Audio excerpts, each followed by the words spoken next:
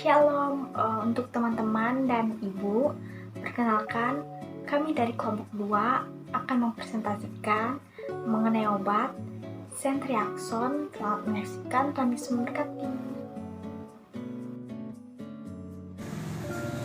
Ceftriaxone merupakan antibiotik sefalosporin generasi ketiga dengan mekanisme aksi menghambat dinding sel bakteri yang berperan dalam melawan berbagai mikroorganisme terutama bakteri gram negatif. Obat ini biasanya diberikan kepada pasien dalam bentuk injeksi secara intramuskular maupun intravena.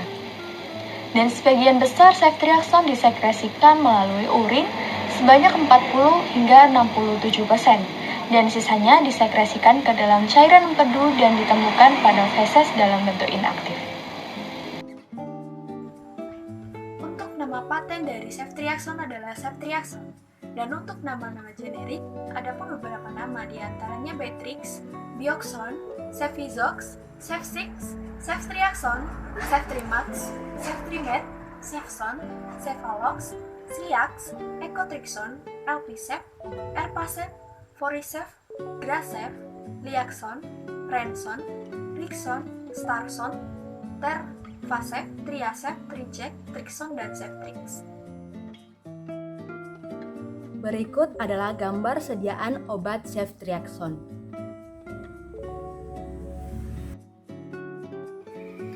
Nah, perlu kita ketahui nih bahwa Ceftriaxone merupakan salah satu obat antibiotik dengan klasifikasi sefalosporin golongan ketiga. Nah, jadi apa aja ya indikasi penggunaan obat Ceftriaxone? Jadi, obat Ceftriaxone bisa digunakan pada jenis penyakit infeksi saluran pernafasan bagian bawah, contohnya disebabkan oleh Streptococcus pneumoniae, lalu infeksi kulit yang contohnya disebabkan oleh bakteri methicillin sensitive Staphylococcus aureus, lalu infeksi saluran perkemihan contohnya dapat disebabkan oleh bakteri E. coli, lalu gonore yang disebabkan oleh bakteri N. gonorrhoeae, kemudian sepsis, infeksi tulang, meningitis, infeksi sendi, dan infeksi lainnya seperti infeksi telinga tengah, endokarditis, infeksi intraabdominal, dan infeksi radang panggul. Sedangkan kontraindikasi dari penggunaan obat Ceftriaxone ialah tidak dianjurkan pada pasien yang mengalami hipersensitivitas, hiperbilirubinemia pada neonatus, diare, penyakit empedu, penyakit hati, pankreatitis, penyakit perut, penyakit ginjal, dan kondisi gizi buruk. Sedangkan jika menggunakan dosis tinggi dari Ceftriaxone dapat menimbulkan toksik pada sistem saraf pusat kita. Nah, ternyata obat Ceftriaxone ini dapat menyebabkan efek samping loh. Efek sampingnya ialah pada pasien yang mengalami hipersensitivitas akan menyebabkan ruam kulit dan juga terkadang pruritus, demam ataupun menggigil. Hematologik dapat menyebabkan eosinofilia, trombositosis, dan leukopenia. Pada saluran cerna dapat menyebabkan diare dan terkadang mual muntah. Pada ginjal dapat menyebabkan peningkatan urea nitrogen darah.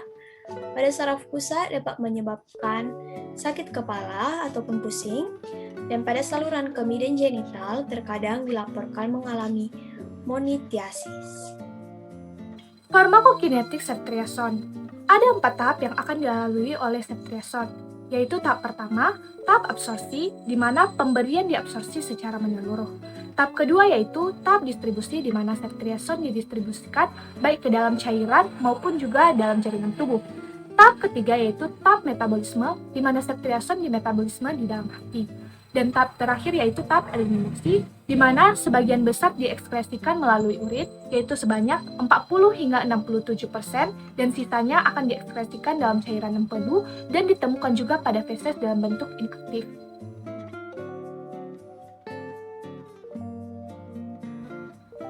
Farmakodinamik Ceftriaxone. Ceftriaxone bekerja membunuh bakteri dengan menginhibisi sintesis dinding sel bakteri.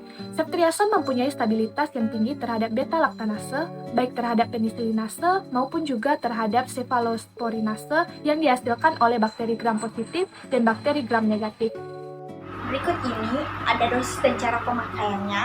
Yang pertama yaitu untuk anak-anak sampai dewasa di atas 12 tahun serta berat badannya yang lebih dari 50 kg akan mendapatkan dosis 1 sampai 2 gram per harinya. Dan pada infeksi berat badan, dosis dapat dinaikkan sampai 4 gram per hari. Sedangkan pada bayi berusia 14 hari, sekali pemberian yaitu 20 sampai 50 mg per kilogram berat badan, tidak boleh lebih dari 50 mg per kilogram berat badan. Dan pada bayi 15 hari sampai 12 tahun akan mendapatkan dosis sebanyak 20 sampai 80 mg per kilogram berat badan. Dan dosis untuk intravena yang lebih besar dari 50 mg per kilogram berat badan harus diberikan melalui infus paling sedikit 30 menit. Lamanya pengobatan ini tergantung pada penyebab penyakit. Paling sedikit sampai 48 sampai 72 jam setelah penderita bebas panas atau eridaksi kuman tercapai dengan nyata. Nursing consideration. Tindakan pemberian obat merupakan tindakan yang sering dilakukan oleh perawat. Untuk itu dibutuhkan ketelitian dan ketepatan waktu agar tidak terjadi kesalahan.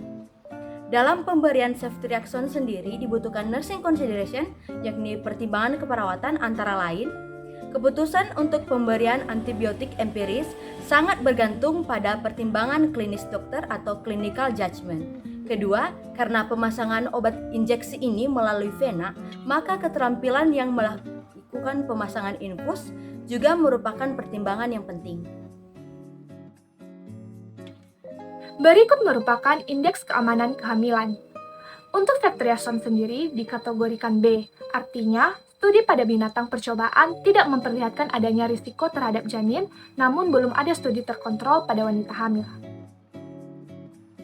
Berikut merupakan special precaution penggunaan ceftriaxone. Special precaution digunakan untuk mencegah terjadinya reaksi yang tidak diinginkan. Yang pertama, pastikan apakah pasien memiliki riwayat alergi terhadap penisilin, karena dapat terjadi reaksi silang. Yang kedua, kaji terlebih dahulu apakah pasien menderita penyakit liver, ginjal, diabetes, malnutrisi, kantong empedu, atau gangguan pencernaan seperti colitis. Yang ketiga, hindari penggunaan ceftriaxone pada bayi prematur, bayi yang berusia kurang dari 1 bulan, atau bayi yang beresiko mengalami bilirubin encephalopati. Yang keempat, kaji terlebih dahulu apakah pasien akan melakukan vaksinasi tertentu. Yang kelima, pastikan terlebih dahulu apakah pasien sedang hamil atau sedang merencanakan kehamilan, begitu juga dengan ibu menyusui. Yang keenam, kaji apakah pasien sedang menjalankan terapi dengan obat-obat tertentu dan akan merencanakan operasi termasuk juga operasi gigi. Berikut merupakan referensi yang kami gunakan dalam video presentasi kami.